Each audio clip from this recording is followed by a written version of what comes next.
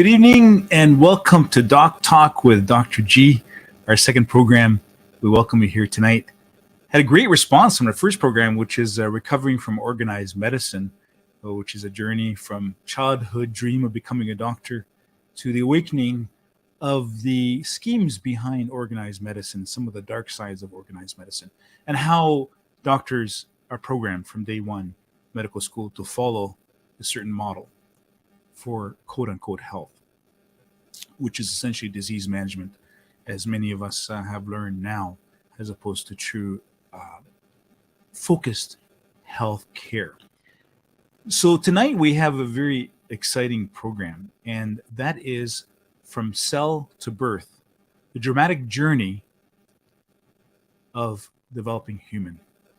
And it is indeed very, very dramatic. And in today's program, we're going to talk about some very complex development that happened very, very early, including the development of the immune system, including the genetic code.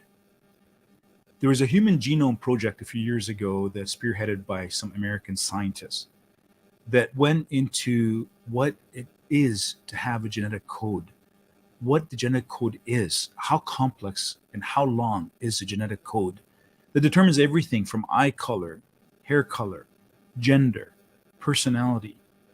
And it really is the very framework of who we are as human beings, is the genetic code. We'll look into that tonight in some detail.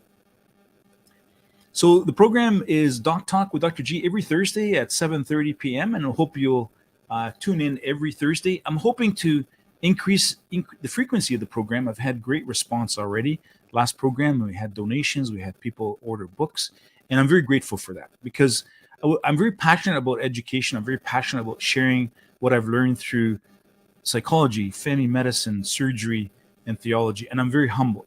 And it's not that I'm boasting about having pieces of paper, because we all know that having a piece of paper really doesn't necessarily translate to wisdom. As C.S. Lewis once said, that education without values seems to make a person a more clever devil. So values and ethics, as we've seen in the last several years, are extremely critical and pivotal to being a physician and being a human being in general, but particularly when you're tasked with looking after people's health and life, essentially. It's a huge responsibility. So without further ado, let's dive into this very exciting topic. And basically, it's going to be called From Cell to Human. From cell to birth. There's actually many that say that we're already humans from the time of conception. And as we'll see here, it's very difficult to put a distinction as to when we become human, because the complexity begins right at fertilization, as you'll see here today. So where does it all start? It starts with conception. This is where the sperm meets the egg. And the sperm is manufactured in the testicles and goes up the tube called the vas deferens and meets the prostate. The prostate then contracts during ejaculation and releases millions of sperm, 300 million sperm, that'll start to make their way into the vagina, up the vagina, through the cervix of the uterus, into the uterus, and then will eventually meet the awaiting egg. So this happens during ovulation, and the environment is ripe during ovulation for fertilization. The cervix softens, the acidity of the vagina goes down, and the egg is brought to the tube by the female in the ampullary isthmus junction, and that's where fertilization will take place. So when fertilization takes place, it's called a zygote. Now, inside the uterus, the sperm are still traveling, and they're propelled forward with their tails to meet the awaiting egg. Now, the environment is very ripe in the tube, in that the tube is there and alive for approximately 30 hours during ovulation, waiting for the sperm to arrive. And very few of the sperm will actually arrive. And it's felt to be that's part of the selection for having a healthy baby. So the egg actually releases chemicals to attract the sperm in the tube. Now, the sperm eventually penetrate through the superficial layer into the zona pellucida of the ovary, and there they actually release digestive enzymes in order to basically implant themselves into the ovary. So that is the first phase, is conception, where the sperm meets the egg and the environment is ripe for approximately 30 hours during fertilization. Obviously, it's mid-cycle between the two periods, typically at 14 days after the last menstrual cycle. So the next phase is the fertilized egg, which is called a zygote, and this is a human in the making. So the chromosomes are 23 from each parent, and the zygote contains 23 chromosomes from the male, father, and 23 chromosomes from the female, the mother. They merge together to form 46 chromosomes. And that code will determine everything from eye color, hair color, gender, personality of the child.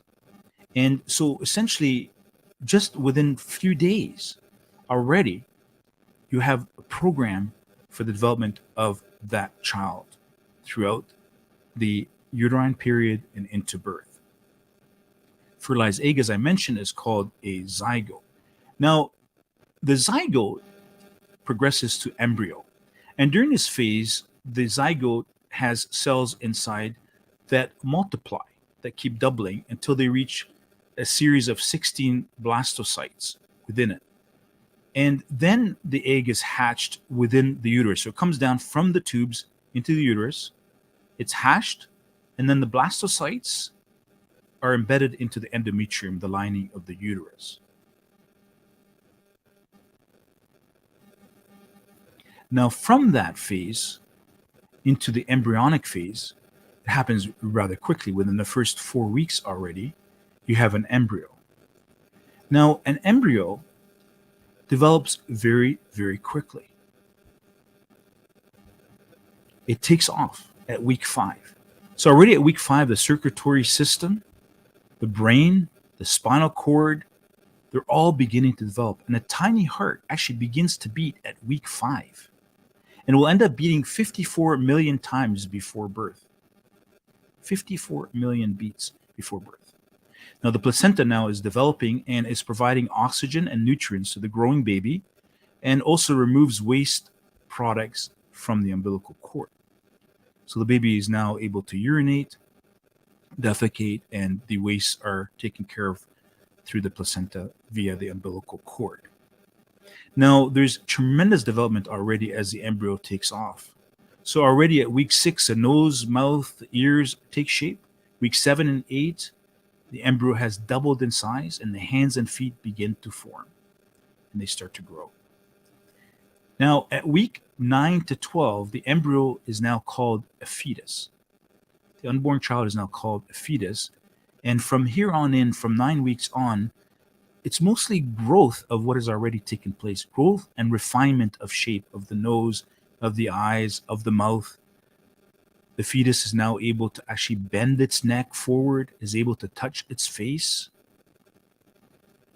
and really behaving very much in terms of human characteristics.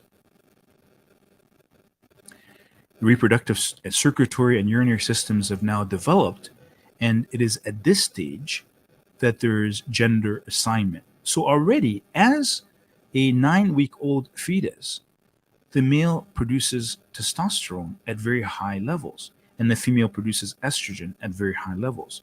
So the sex distinction already takes place from the previously mentioned genetic code from the mother and the father.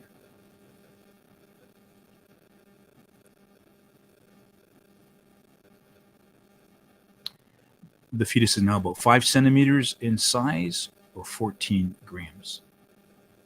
At 12 weeks, the baby has almost fully formed facial features and is recognizable. The head rotates and, as I mentioned, can touch the face. Approximately 5 centimeters long and 14 grams in weight at this stage.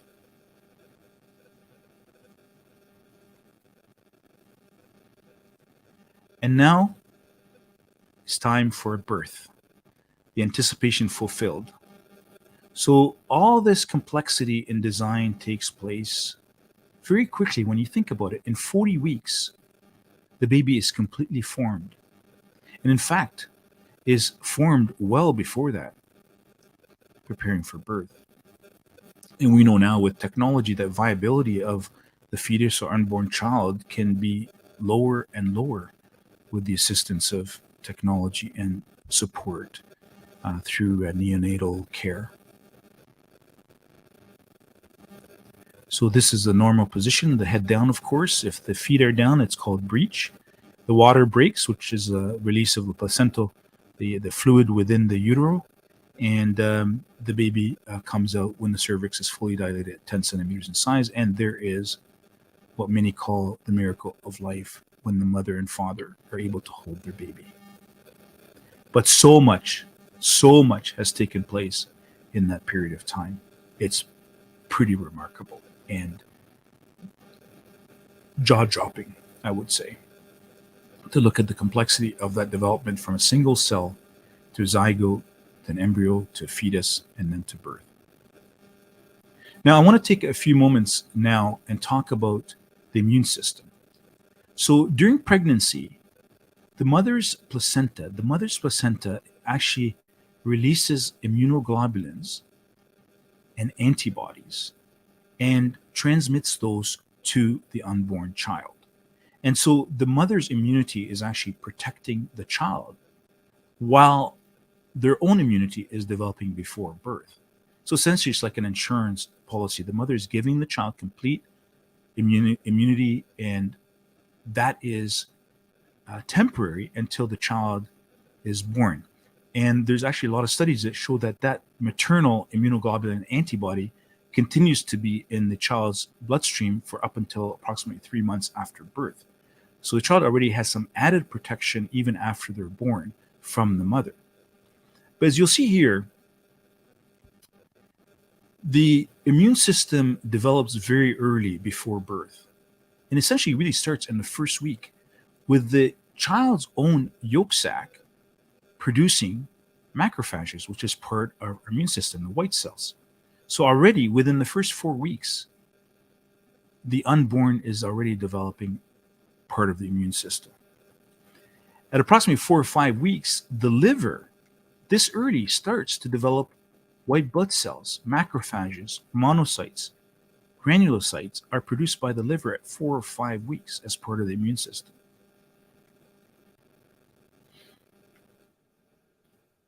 Liver works with the gut or the intestine, and the intestine is actually part of the immune system as well and produces T cells, which then are part of the immune system through the lymphatics. So lymph nodes are an important part of the immune system.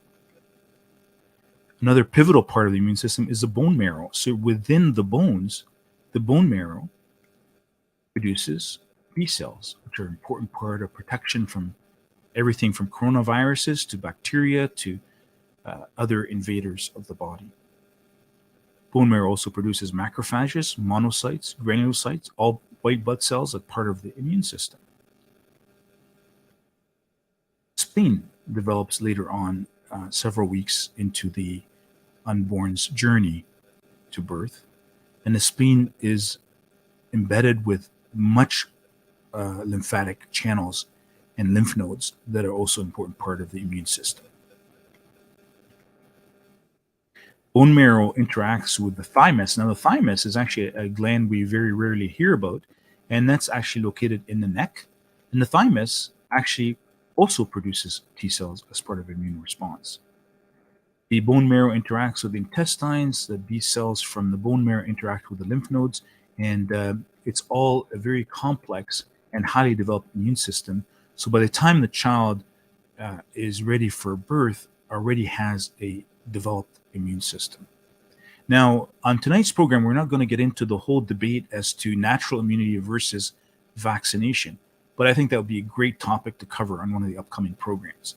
To what degree are we protected very early on in our lives, even in utero, with our own immune system, and to what degree, if any, do we require vaccinations with so many different diseases now that vaccinations are proposed for?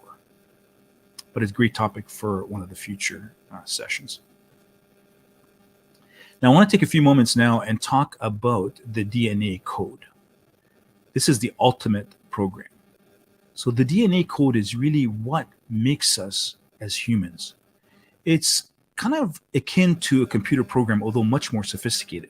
So a computer program will use a set of numbers, 1 and 0, different combinations to come up with the program for that computer and tell the computer what to do, essentially. The DNA program is much more complicated. It has 4 letters, A, T, G, and C, which is representing 4 different chemicals. So let's say the computer uses 110001. The DNA code would use different combinations like A, G, A, T, C, and various combinations. And that will determine everything from hair color, eye color, gender, ability to respond to disease, the ability to repair its own self, its own tissues. And this DNA code is present in every single cell in the nucleus of the cell and has an extremely, extremely complicated mechanism of programming. So let's just look at what this really is as far as the immune system. So it has approximately 300 billion letters for the genome. There was a human genome project a few years ago in the States, and they determined that there's 300 billion letters in the combination composing the genetic code. So 300 billion letters responsible for everything that forms a human being, everything from the eyes, the organs, the immune system, the ability to repair itself. And this code, just to get perspective on it, there's 300 billion letters in the DNA code within each person. You have 300 billion letters to make you who you are, including personality, including hair color, including tendency to gain weight, tendency to be thin, including personality types, including similarities with your parents. About 99.5% of that genome is shared with parents. It's basically comes from our parents. So 300 billion. So this is what 300 billion looks like. If you were to write 1 letter per second for 8 hours a day, 1 letter per second for 8 hours a day, it would take you 50 years to write 300 billion letters. That's how sophisticated and complex the human genome is and the DNA code is. The Human Genome Project actually resulted in scientists starting to entertain the intelligent design theory. So up until then, many scientists adopted the non-intelligent design, if you will, or the Darwinism theory, which is the theory of evolution, where it was void of any intelligent design whatsoever. And of course, to this day, much of medical education, scientific education, doesn't even mention the possibility of intelligent design. Now, if we were to be fair as scientists, if we were to be fair as doctors, we should look at all theories and even recognize, okay, that is theory. Theory of evolution is a theory. It's one way of explaining the origin of life.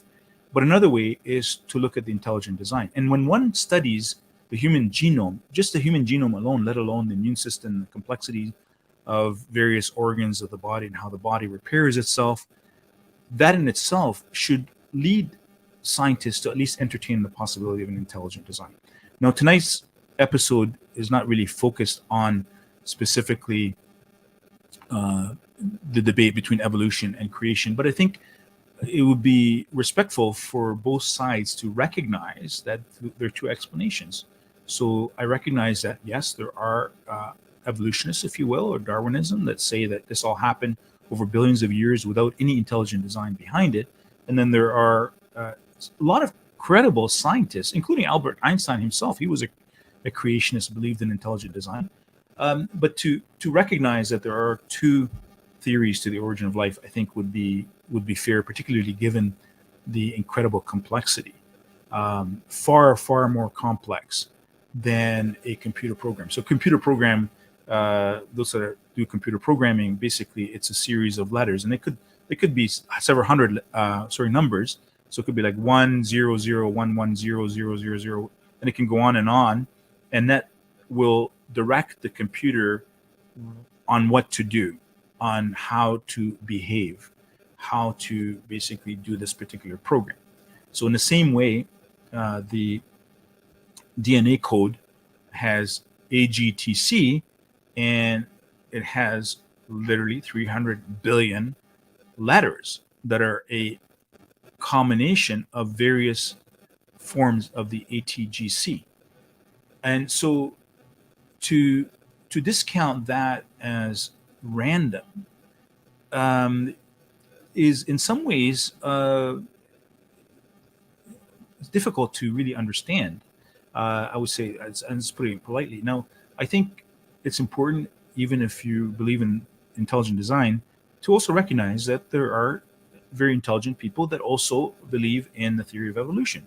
And so to recognize that and to be respectful of the two different theories, that is true science. And we can get into all debate in terms of the academics behind the two different theories, but it's beyond the scope of this particular program.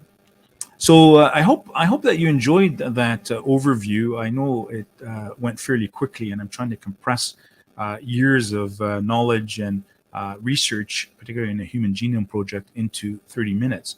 But I hope you found that very valuable. So really, to summarize it, very rapid development from cell to birth, and it goes from a fertilized egg, which is called a zygote, to an embryo, to a fetus.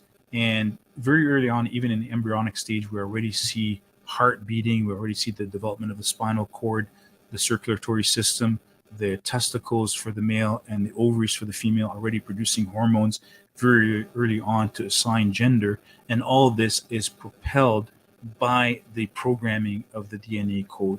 And Human Genome Project came up with some startling evidence of the complexity of this DNA code. So that, and I also should mention the immune system, the complexity of the immune system, of course, starting from week 1 at the yolk sac, already producing white blood cells. So that's the program basically in conclusion, and I hope that you enjoyed that. If you have any questions, please feel free to send me an email. I just want to send this email to you as well here on the banner, and also encourage you, if you could, to please consider donating to the program.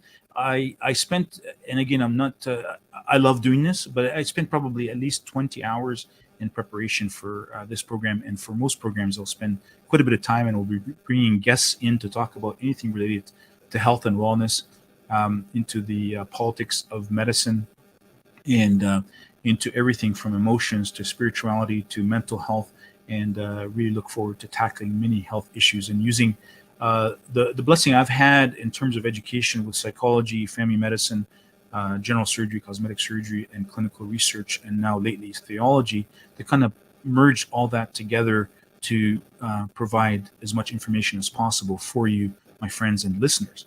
And I say this very humbly. I always have things to learn, and I love learning. I was thinking about it as I was preparing this program. I actually love learning, and when I was looking at that computer programming and 300 billion letters that would take us 50 years, 8 hours a day writing, I was just awestruck. And to this day, I'm awestruck by the intelligent design of the human body. And I hope that through this program, you are like equally awestruck as well. So one thing that I do humbly ask is for support, and it can be anything. I mean, there's no amount that's too small, like $5, $100 or more. I just ask, if you enjoy the program and you'd like the program to continue weekly, and possibly even up the ante a little bit and go more than weekly, then please consider donating. Also, consider the books. We have 2 books that are main books, which is Life in Medicine, which is essentially my life story, as well as an expose of the political schemes and the big pharma takeover of organized and mainstream medicine. And also have The Children Speak, which is a series of artists and authors that are children between the ages of 6 all the way through to 16, that write about what they went through with some of the political antics during the school closures and masking and so forth. So the books. So for one book, it's $45, which will include shipping. Shipping costs have gone up substantially. So $45 will get you a book shipped to you, usually within 3 to 5 days in Canada. After last program last week, there's actually several people that ordered books, which I really appreciate. And then if you order 2 books, then it's the same shipping. So it would be $65, which will include shipping for both books. Also, if you are moved to donate to the program to keep the program strong, and I can invest time into this as well, my passion would be this becomes like a career, almost like a full-time career. I would love to be doing education and one-on-one life coaching, health coaching, as well as part of my mission, if you will. So if you do donate above $50, I will send you a book shipped. If you donate above $100, I will send you 2 books shipped as well. And I would really greatly appreciate your support. Thank you so much, those that message me on a regular basis, and I'm always meeting new people online. I will offer also one-on-one coaching, if you will. I'll kind of steer you through and navigate through some very tough questions that some of you have come up with. So again, I would just ask to cover the time. A $50 donation will get you 30 minutes, and we can have a one-on-one Skype or Zoom session or FaceTime and navigate through any difficult questions that you have, particularly for yourself, your situation, or for a relative. Now, that said, I'm not offering medical advice. I'm using my 30 years of experience in psychology, medicine, surgery, clinical research, and theology. I'm using all those to navigate through some difficult questions. And I may have to do research myself. With some of the questions you ask, I actually have to go and do my own literature search to confirm an answer. And I really appreciate you. I mean that genuinely. I appreciate you, listeners. I appreciate you as friends. And it's been an incredible journey since leaving medical school. My initial intent was to become a full-time pastor. And although I do speak now at churches, I still have a passion for ministry, for looking after people's emotional, spiritual needs. I also have great passion for, obviously, biology and for medicine and health-related issues. And that's what really prompted Doc Talk. I thought, well, you know what? I do so much of this already. Why don't we formalize it into a program, a weekly program? And I hope you found this informative and useful. And please consider donating. And look forward to seeing you next Thursday, same time at 7:30. This is Dr. Imad G reporting with Doc Talk. And